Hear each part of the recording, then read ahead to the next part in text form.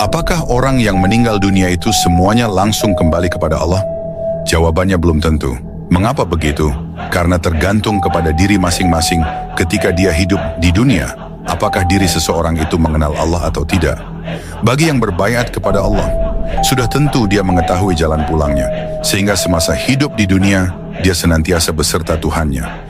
Baik dikala duduk berdiri dan berbaring bahkan di segala aktivitasnya.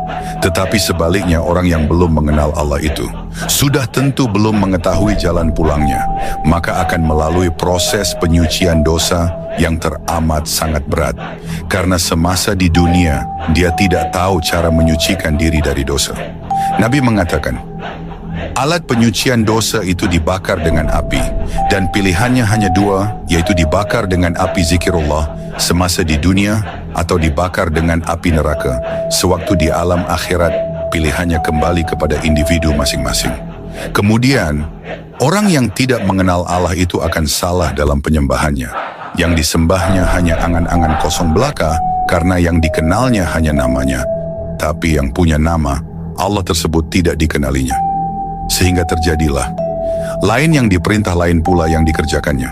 Salah satu contohnya yaitu kata Tuhan, dirikanlah sholat untuk mengingat Allah. Tetapi yang terjadi di saat sholat lain pula yang diingatnya.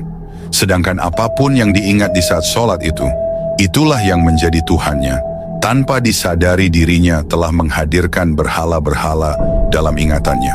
Artinya di saat sholat tanpa disadari telah menyekutukan Allah.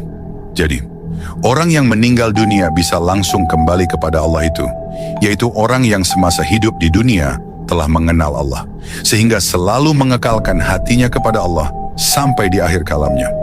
Orang yang semasa di dunia matanya buta, tidak melihat Allah, maka di akhirat nanti akan Allah jadikan matanya lebih buta lagi.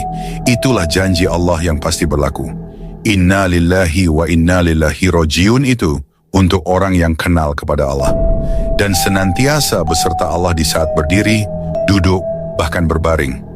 Untuk mengenal Allah itu tentu harus belajar kepada seorang guru yang ahli di bidang tersebut, yaitu orang yang telah diberi amanah dari Tuhan untuk mengajarkannya. Di dalam Al-Quran telah Tuhan sebutkan, dia adalah waliyam mursyida atau mursyid Allah.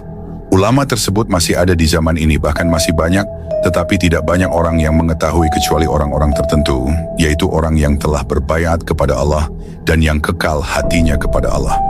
Mereka tidak nampak seperti seorang ulama, walaupun mereka berilmu. Bahkan aktivitas kesehariannya seperti orang biasa-biasa saja.